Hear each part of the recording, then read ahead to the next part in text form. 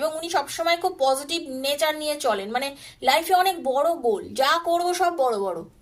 লাইফে আমি এগোবো খুব বড় বড়, মানে আমি যা করব সব বড়, আমার আমার থিঙ্কিং বড়, আমার চেষ্টা বড়, আমি যে কাজ করছি সেটাও বড়, নিজেকে খুব বড় ভাবেন, ঠিক আছে। আর ওনার মধ্যে একটা ব্যাপার আছে, উনি পাস্ট লাইফ নিয়েও কিছু চিন্তা ভাবনা করেন, ঠিক আছে।